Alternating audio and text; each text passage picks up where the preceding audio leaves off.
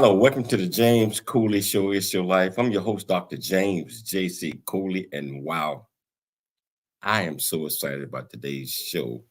I got one of my great good friends that's going to be joining us today, and I tell you, this young man does so many great things in the communities that he is in and that he supports.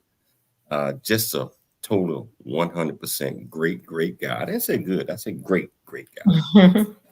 That's got a heart of gold. I mean, and he's doing so many great things, and not just that, but in about 4 or 5 days, he will be the mayor.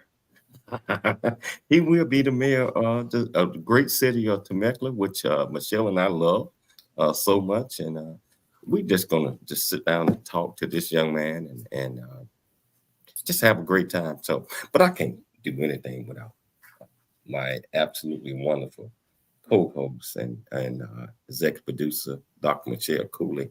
How are you doing? I'm doing great. And you're right.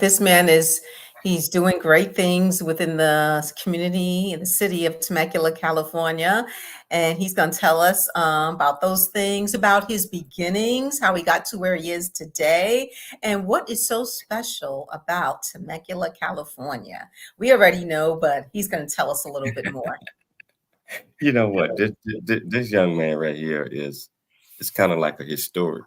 His, he keeps everybody abreast of the inception of Temecula, past and now, where it has grown, and just an extraordinary guy. So, Michelle, I can't wait to get this thing started. But whichever platform that you're watching us on, whether it's E360 Television, Transverse TV, LinkedIn, Twitter, YouTube, over 55 other live streaming platforms. Welcome to the show. And I want everybody to know if you got any questions once we start, all you have to do is just go to the comments and ask a great man any question that you might have. Michelle, can you please introduce the title of the show, purpose of the show, and introduce this absolutely fantastic guest? Oh, most definitely. So, the title of today's show is a sit down with Temecula City Council member James Stewart. And we're going to talk about his road to entrepreneurship, the goals and missions of keeping the public informed regarding the city of Temecula, California. And we're going to talk about, his mentoring children, the things he has planned for the future. We're going to learn a little bit more about this gentleman today. So, James Stewart moved to Temecula in 1991 with his wife and 3 children from Oswego, Illinois. He opened his first Stew's Barbershop in California in Marietta in 1991 and has opened 7 more since. He has attended Sunridge Community Church since 1993 and has been involved in many areas of service there. Rotary has been a very important aspect of James Stewart's life. As the mentor for Great Oaks High School Interact Club, his goal is to have kids think and do things outside of their world. The club raised over $2,000 for water filtration in Nepal and then made Christmas stockings for kids in Project Touch, which is a homeless outreach project. His tenure on the board of directors of Rancho California Water District was a valuable experience and has prepared him for dealing with infrastructure projects, labor contracts, and the budget process.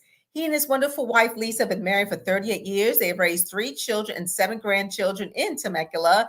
They live on the South End in town for 17 years and moved to Meadowview 11 years ago. He's seen a lot of change in the last 28 years and is looking forward to keeping the quality of life in Temecula at the highest level possible. But let him tell you about it. So please welcome to the show, James Stewart. Hi. Well, thank you for that intro. Holy cow. And that bio, by the way, is 5 years old. So we've been married 43 years. And we've lived in Meadowview for 16 years. So yeah, no, it's been a beautiful ride here in Temecula for sure. So where do you want me to start? Well, my friend, I've been knowing you for a long time, ever since I moved to Temecula, and just was amazed with all of the great things that you are doing, that you continue to do. Actually, me and you teamed up, and we gave away a scholarship, the Stu Barber James Cooley Scholarship Award, where we blessed a few kids and help them out and going to college. And I just want to say that it's just so wonderful having a friend like you and the things that you do. But Stu, why don't you tell our viewers and our listeners a little bit about you, where you grew up, and what make you click? So I grew up in a little town called Oswego, Illinois, which is about 40 miles straight west of Chicago. And so growing up in the mid 60s in school, I had dyslexia. So it was a real trouble for me to read. So, but back in that day, there really wasn't much attention to dyslexia. So I was just labeled a slow reader and, you know, basically to fend for myself. So, so I tended to gravitate to topics and things that would get me out of school. And so by the time I got into high school, my junior and senior year, I enrolled in barber school, which was offered as like an ROP class to get out and, you know, get some sort of trade going. And then I also enrolled in building trades, which also allowed me to leave school, anything to leave school. And so I left school to build 2 houses my junior, senior year. So I learned everything from electrical to plumbing to framing to roofing to, you know, anything it takes to build a house, I did it twice. And so, so when I graduated high school in 1978, I graduated barber school literally just 2 months later because I was doing it congruently with my high school time. And so I immediately went into the workforce at 18, cutting hair, met my wife at 18, and we dated for a couple of years, got married at 20, and then bought my first house 9 months after that. So I was still 20 when I bought my first house. And then we started having kids. So my daughter was about 6 months old when I opened the first Stu's Barbershop in 1983. So, and then in 1983, I became basically an entrepreneur, you'd say. I was born an entrepreneur, though. I mean, even as a kid, I was constantly looking for ways to make money. I was mowing grass, I was shoveling snow, anything that required some sort of a labor situation. I was all hands on deck because that was the way we did it back in the 60s. So, first barbershop, 1983, did that for 8 years, and then decided I needed to move my family to California. So why California? My uncle lived in San Bernardino. So when I was growing up as a kid, we would come across Route 66, which started in Chicago and came all the way to San Bernardino. It went literally right through San Bernardino. So that's literally where we traveled multiple times, and I loved California. So it was kind of like a moment at which that was a turning point. And I originally was going to put the barbershop in Escondido because I had a friend who had moved to Escondido, and she had worked for me in Illinois. So I thought, you know, perfect. You know, I'd have someone there that I could actually hire, and, you know. So, but long story short, we didn't find anything in Escondido we wanted to buy. And our friend said, hey, you should check out this new community called Temecula. And so this was 1991. And so the first major rush of transplants to Temecula was kind of over, and the recession was starting. So we found a house that had been sitting for 1.5 years, brand new, never been lived in, and we were able to buy that house. And that was on the south end of Temecula. We lived there for 17 years and saw Pechanga go from basically a dirt lot When we first moved there, we went up Villa Eduardo, which is the road that borders our subdivision and the reservation. And the realtor says, "See that lot to the left? That's reservation land. It'll never be built on." And like literally 18 months later, they started putting trailers on for the casino. And but they've always been great neighbors. I didn't have a single issue with them being there the whole 17 years I was there, except for towards the end, traffic got to be a little mess. But that's the early years of the Stew. Any questions before I continue on with the story of Stew? Well, no, we're gonna talk a little bit more about that, but we got 2 minutes before the break. And hey, Stu, I always put everybody on the spot. Yeah. If you had to choose one word, one adjective to describe James Stewart, what would that be and why? What would it be? I'm just the guy who cares, because I care about my community, I care about my city, I care about the people around me, and I think anybody who knows me. There's people out there who like to say things about me, but they don't know who I am. So, but those who know me I think would echo the same thing. So that's why.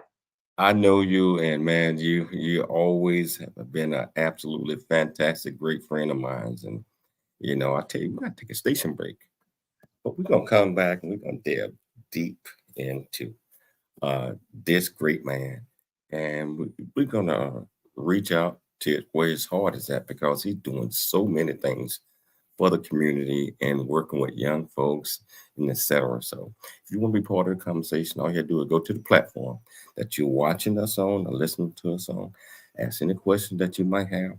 I promise you, we'll get you an answer. It's your life, and we'll see you shortly after the break.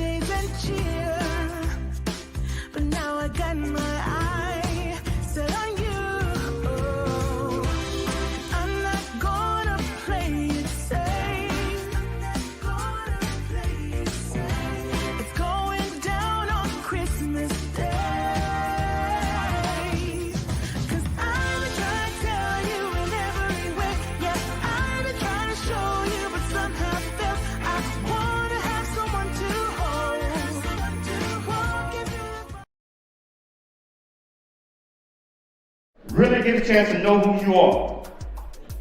And once you know who you are, you truly know who you are, love who you are.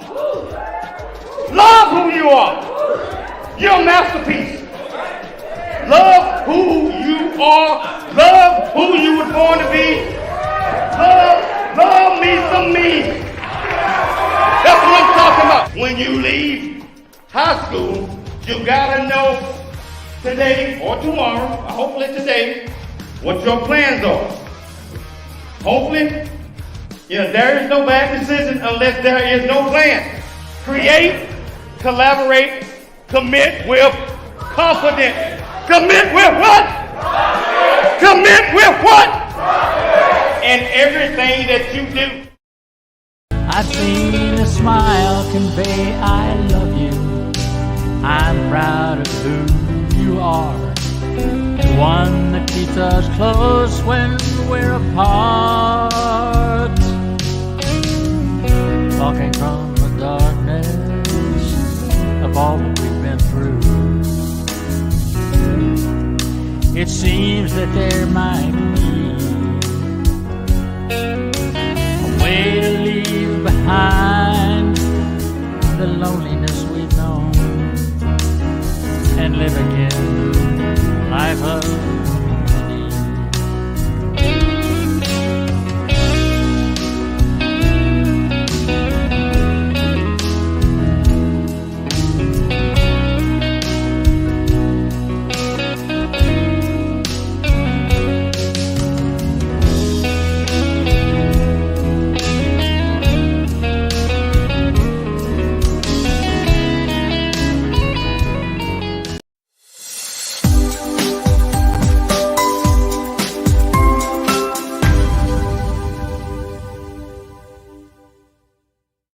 Welcome back to James Cooley Show. It's your life, and I got my great friend. I call him Stulu, but you all that don't understand what he knows what that means. You know, we got James Stewart, this incredible guy doing so many great things. He loves the city that we live in. I still live there. I split time between Temecula and Texas. And Temecula is I think it's the best kept secret in Southern California. I'm talking about all of Southern California, because we got wonderful folks there. Everybody pretty much, it's probably about 140, 150,000 population. Stu, what would you say? It's actually 110. 110. Yeah. It's the biggest little small town you go to. And you mentioned about the casinos. I mean, we're talking about Pachanga right now. Right. How it did start out with vans, little vans, but now I think it's considered one of the biggest casinos in the United States of America. Mm-hmm. And it's continued to grow, and not just that, but we got so many other great things there. So can you tell our viewers and listeners a little bit about this absolutely fantastic city that we live in? Wow, that's a big question. So, city of Temecula basically is a town of 110,000. Became a city in 1989. Sorry, 1989. But we actually became a town in 1859. So in 1859, Temecula began down on the very south end of town. We call it the Vale Ranch area. And there was an old adobe trading post that basically got a post office. And so the people traveling the Southern Immigrant Trail would get their mail from, they would just tell people, hey, post it to Temecula. And then when they travel through, they'd pick up their mail in Temecula. And so, and Temecula is actually a native word that the Pachanga people created for this whole valley. And I can't pronounce how it, but it's like 𝐇𝐎𝐿 or something like that. And so, so it got literally, it's an Indian word that Temecula is named after. Anyways, so in 1989 we became a city to the development called Rancho California. So Rancho California was a development that was created by Kaiser Development, who bought 87,000 acres, which was the old Vale Ranch. And so they made a master plan community, which they called Rancho California. Now the city, the town of Temecula was always called Temecula. So that's where our Old Town district is. That's always been Temecula. But everything, the other side of the freeway was called Rancho California. And so it really is a great thing for us as city fathers, you know, that Kaiser did that, because Kaiser basically chopped up the city into exactly what it looks like today, with large lot communities, with subdivisions communities, and even the higher density communities were all kind of like set out even back then. So that's why when you come to Temecula, it's so beautiful. I mean, literally you drive down streets and we've got these, you know, gorgeous mature trees that were planted, you know, 4 decades ago. And so we have a very mature landscape community. The Old Town district is absolutely amazing. It's so I've been here since 1991, and when I moved here, Old Town Temecula was full of a bunch of antique stores and, you know, a couple of restaurants that, you know, were decent food, but there was really nothing to draw you there. And so in 2000, I think it was like 2006, 2005, they did a study. The city council at that time did a study to find out how they could revitalize Old Town Temecula.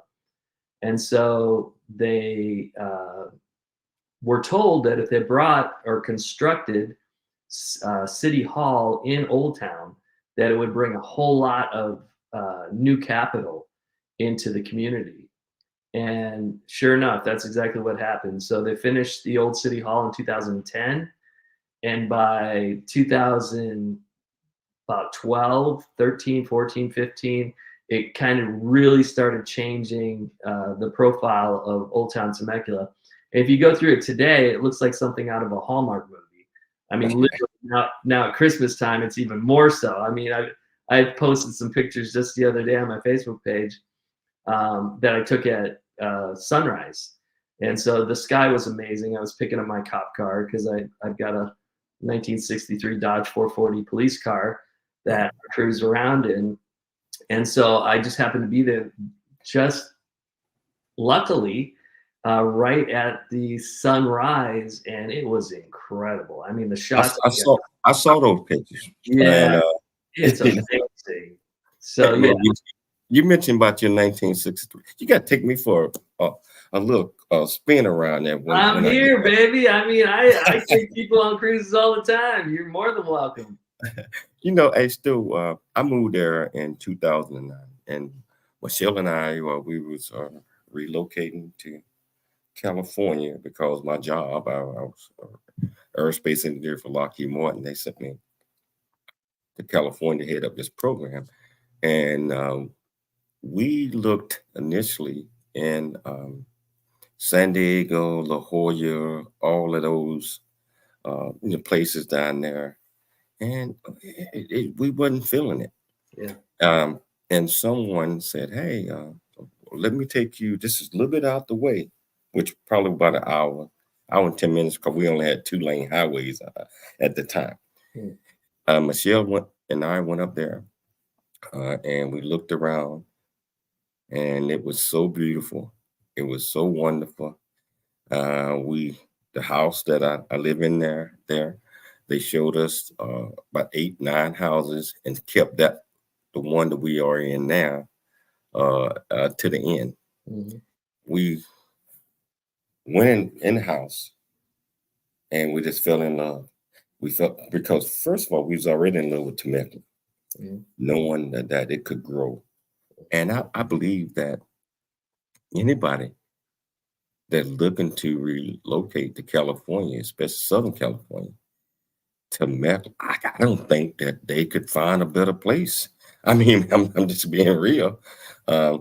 Especially a lot of things that is going on that you can do, like festivals, wine tasting.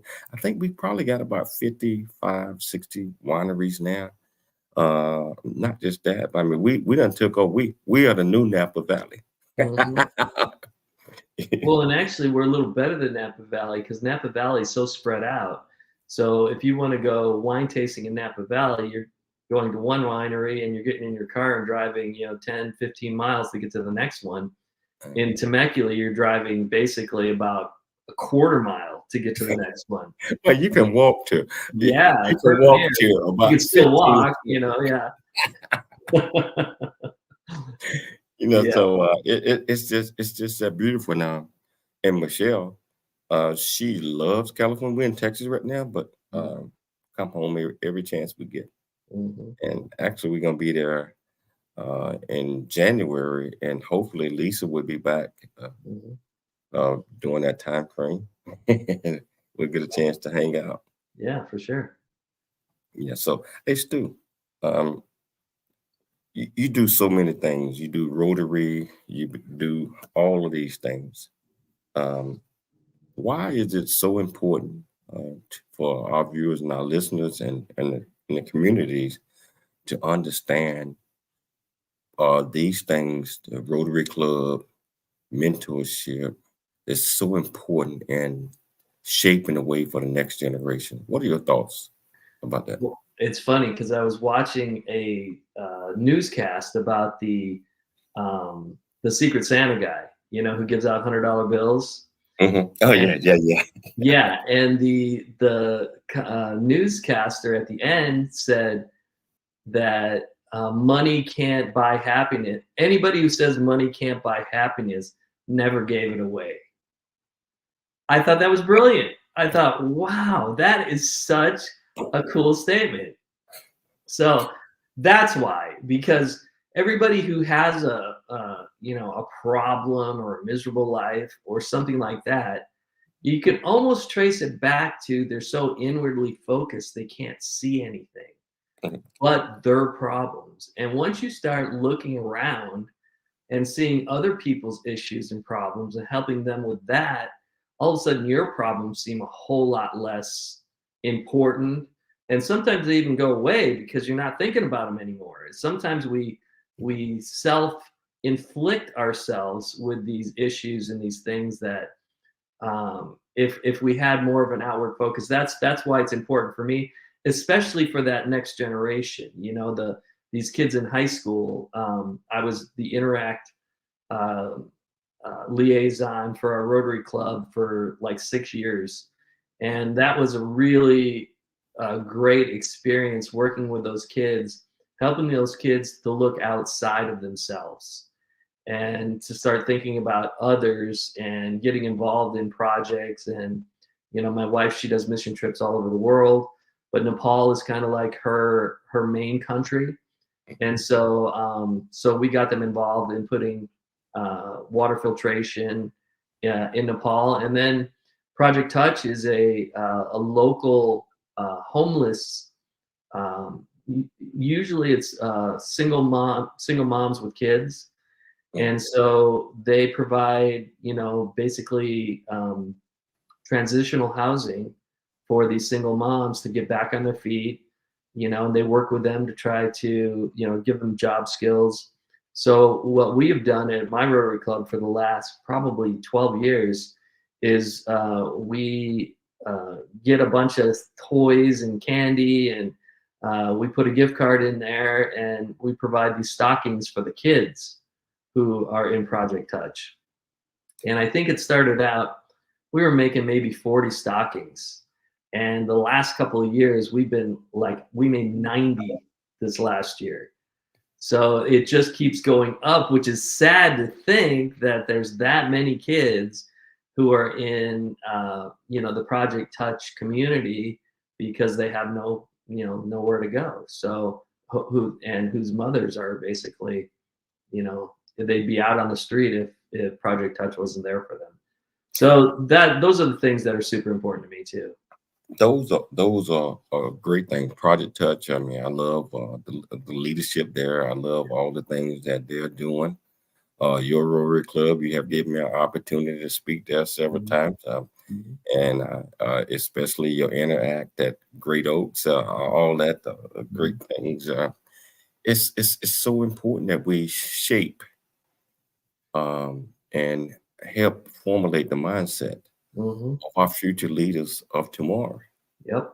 And it starts when they're young, and it starts by teaching them that service is always before self. You know, and a lot of these kids, well, we call them kids now, but they grow up and they figure it out, and they're doing some great things.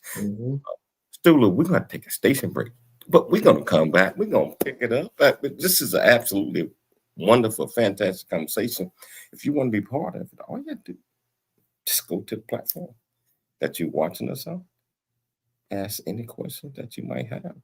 And I promise you, we'll get you an answer. It's your life. And we'll see you shortly after the break.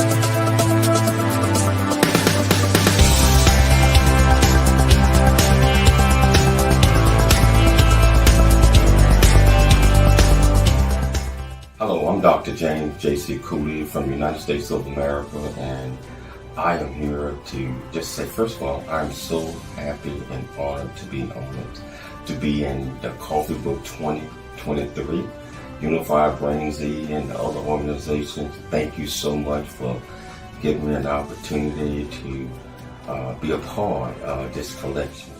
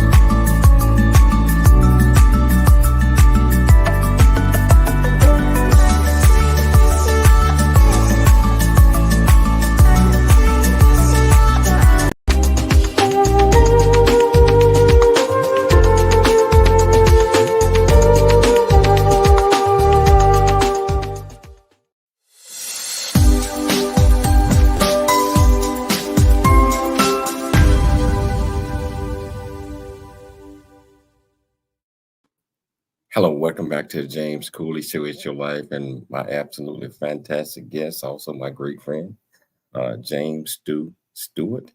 We're talking about the beautiful city that we live in, and we also talking about life in general. That it's up to us to reach out to our youth, to contribute to our youth on formulating them, because they are going to be our future leaders of tomorrow. And it's so important to have that understanding of service before self. As a Rotarian, that's our motto. We serve others. We for the betterment of others. It doesn't matter whether you're black, white, pink, gold, or purple. It doesn't matter about any of that stuff. We all are contributors to the world that we live in. And we have to take that interest in everybody. And I tell you, this guest that I have on here, my friend, is the epitome of that. He is all about giving. He's all about helping. He's all about making sure that if we can keep a smile on everybody's face, we're going to do it. So hey, Stu, first of all, before we get back into this, I want to thank our viewers and listeners. We just went over 32,000 subscribers on YouTube. And I'm looking at it and I see 1,200 people watching the show on YouTube right now. That's just one platform. And so I want to thank each and every last one of you all for tuning in to the James Cooley Show and showing your support. And we are always going to bring absolutely fantastic guests like the one that we have right here today. So, hey, Stu, you had mentioned about mission trips. I know your beautiful wife, Lisa, she travels all around the world. And just for anybody that don't know her, if you ever met her, if you just had a 5-minute conversation with her or 3-minute conversation, she brings so much joy just having that conversation, because she's beautiful in every aspect, and she cares. She cares about it. And so does this man right here. Stu, can you talk about some of the mission trips that you and Lisa done been on, and some of the accomplishments that you guys got out of that? So I'll just tell you about my experiences with mission trips, because she does a lot more than I ever do. So I do maybe one every other year, and she does maybe 3 or 4 a year. So But I went on mission trips to Haiti. I was actually working as a dentist, and I pulled 22 teeth while I was in Haiti. And then a dentist taught me how to do it literally in 10 minutes. And then he set me off to do the jobs. And so, and then I did an eyeglass clinic in both Haiti and in Ecuador. I was on the Napo River, which is a tributary of the Amazon. And so that was an amazing trip. It was literally like a floating hotel that flowed up and down the Napo River. And so that was fascinating. I like to go, and usually every time I take a trip, I'm taking it with my wife. So I like to when she's going to a new country, I like to go on that trip just because I like to see the country she's going to too. So where she might go 3 or 4 or 5 more times to that same country, I like to see it.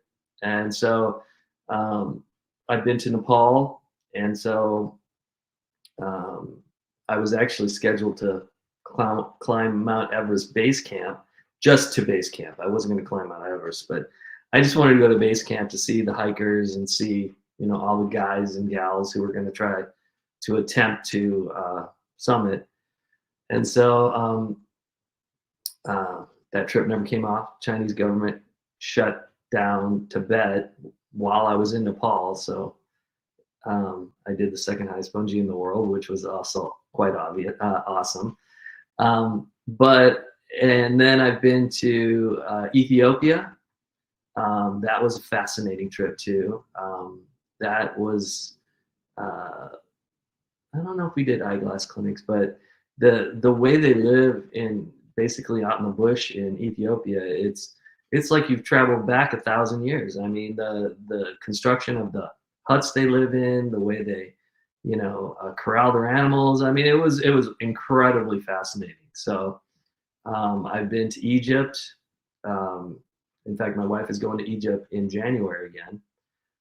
So yeah, I've been to every continent on this planet with the exception of Australia and Antarctica. Those are the only 2 I have not been. So I've been around a few places, yes. You know, man, you got me when you said they taught you how to pull teeth in 10 minutes.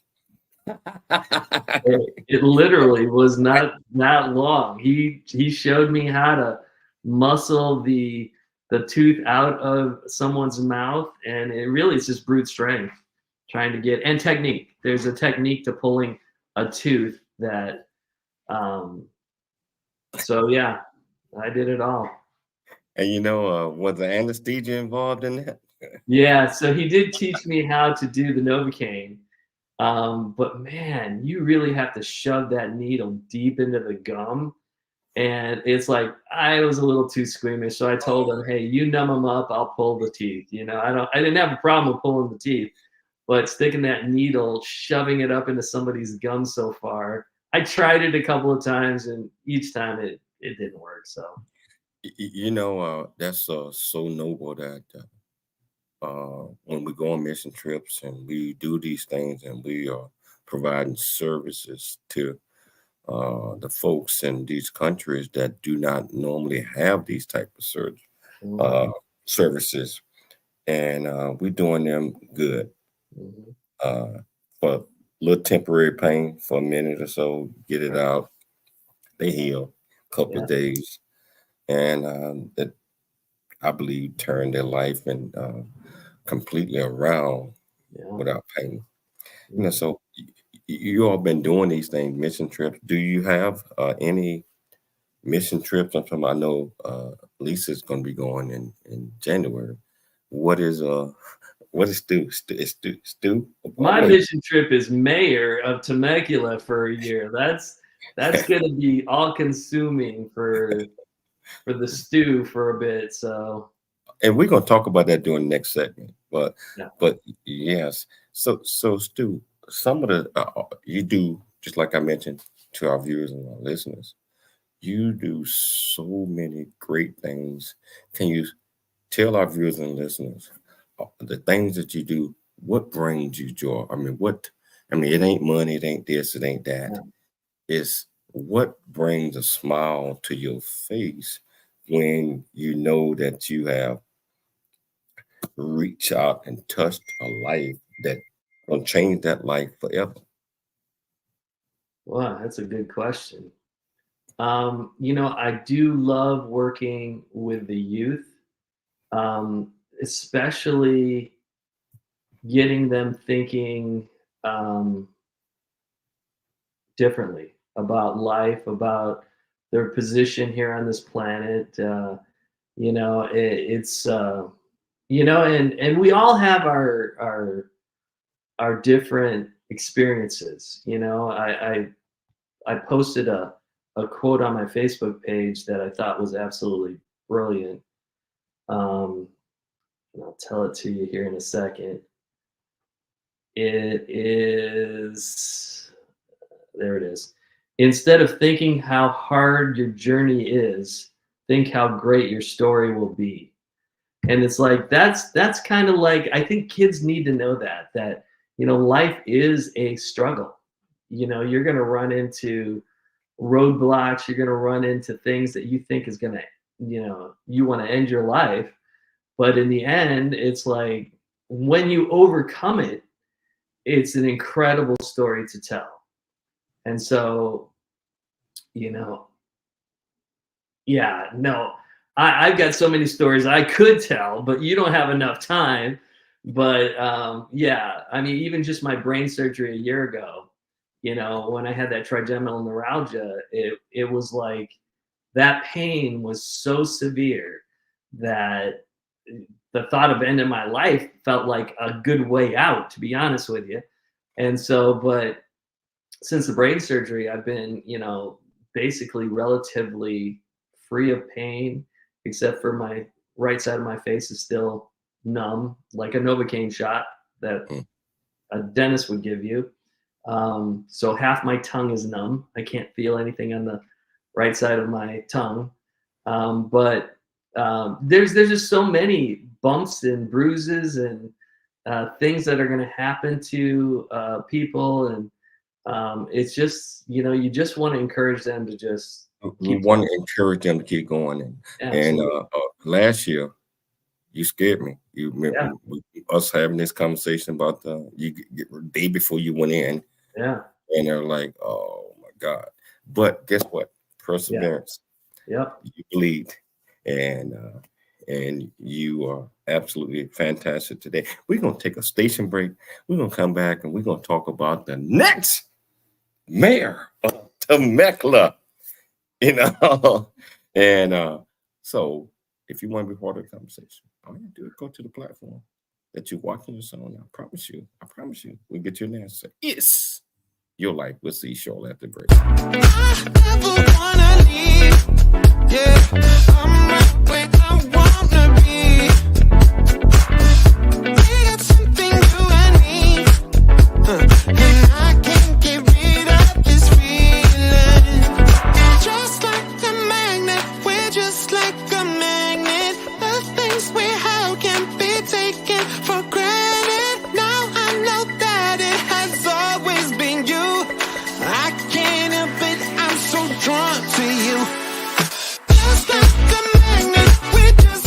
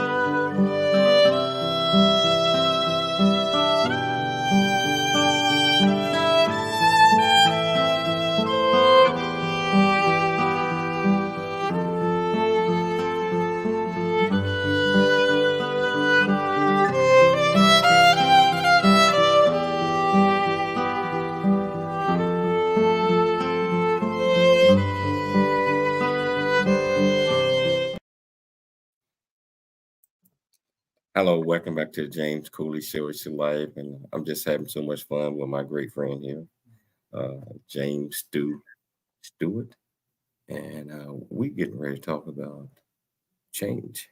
Not, I mean, change is inevitable, but it's necessary in certain realms. I don't think we change a whole lot in Temecula because it's perfect, in my opinion. We don't have to change a whole lot there. But we also, I say, infuse new ideas, new philosophies, just things that's going to make it even better. Even if you don't have a problem, you still want it to be better.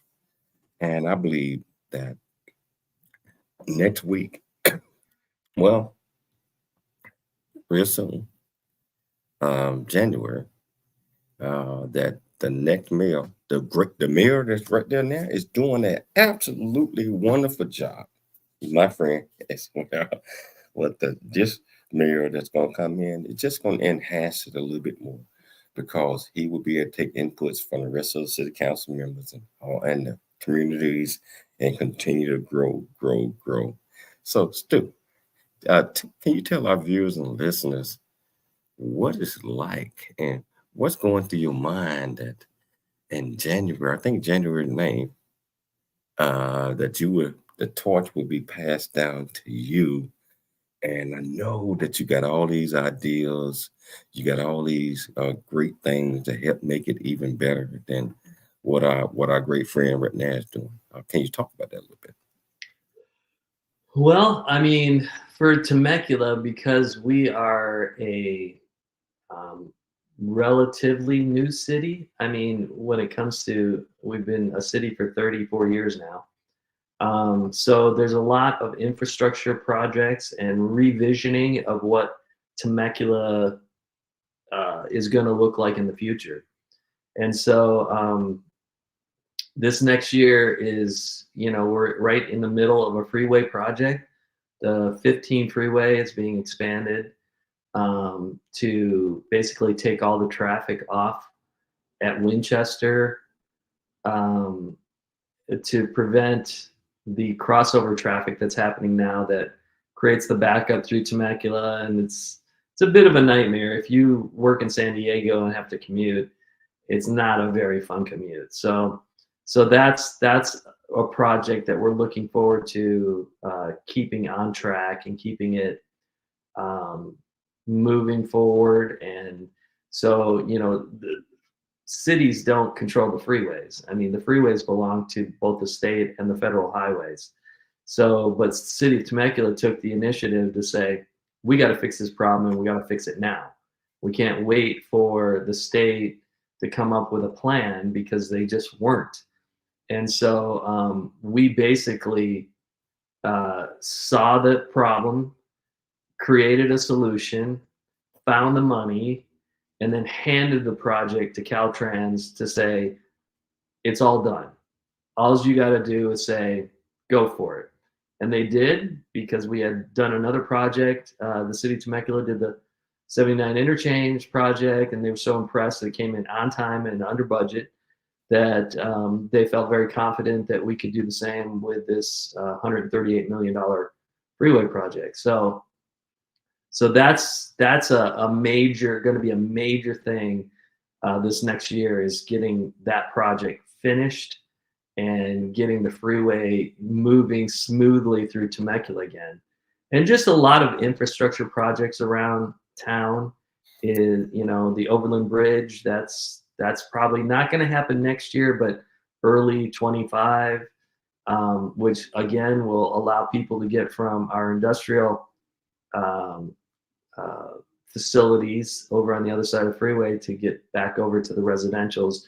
So that's kind of like a thing of mine, is I'm trying to work with our business development company, our people within our city, to try to bring more livable wage jobs to Temecula. And so we can get these people off the freeway and just commuting basically across bridges here in Temecula versus hopping on a freeway and heading south to San Diego to get to the higher paying jobs so they can live in Temecula. So if we can create more higher paid jobs here, we can lessen the impact on the freeway.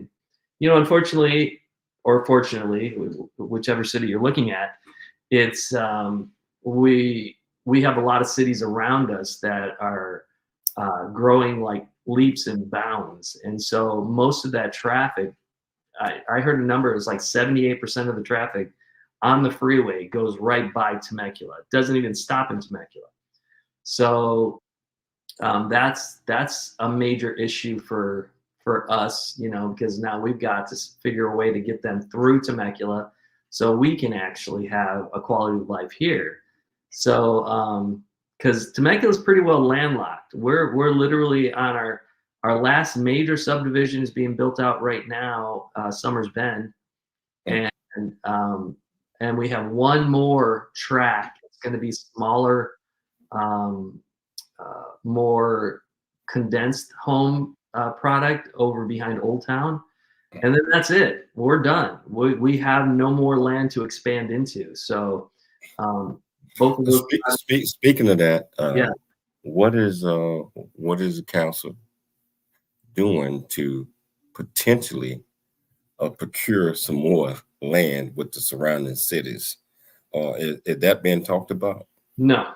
So basically, we have a sphere of influence that goes out into the French Valley area, about another 5 miles or so, and really it's a burden to the city to take on homes. Homes don't pay the bills, basically. So all cities run on sales tax revenue. So if you don't have the sales tax revenue to generate the income necessary to fire protect, police protect, and maintain the infrastructure, you don't want to take on rooftops. So that's the bottom line until French Valley were developed out to a point to where there's enough sales tax revenue to basically justify it and not put a burden on the people who already live in Temecula. That's the other. Don't want to put a burden on. We down to the last minute or so. Yeah. Can you provide our viewers and our listeners 3 takeaways that they should have gotten from this absolutely fantastic discussion? I would say Temecula is truly a unique place. I mean, it is every Hallmark movie you ever saw. This is Temecula. And so it's really, even if you just come to visit, everybody who comes to visit me or anybody else I know, everybody says the same thing. Wow, this is incredible. You know, the wine country, the Old Town district, it's just absolutely beautiful. And, you know, and I would say, you know, let's feed into our youth the right things. Let's give them the tools necessary to survive in life and not really necessarily push back on life. I mean, it's like riding a wave. You don't swim into a wave to try to beat through it. You try to catch that wave so you can ride it and ride it with style. And that's I think. We got to catch that wave and ride it. Exactly. And Stu, I want to thank you so much for taking the time to come on the James Cooley Show. It's Your Life. I got to have you back again. I get you back once you. I know you're preparing for the gavel, and that's going to happen real soon. And if you have time, once you get that, I would love to have you back on. I'd like to thank Dr. Michelle Cooley for putting together another absolutely fantastic show. Most importantly, I'd like to thank our viewers, our listeners for tuning into the James Cooley Show. It's Your Life. Always remember to dream big, think big, and be big at everything that you do. We'll be back tomorrow, same time, same place. It's your life.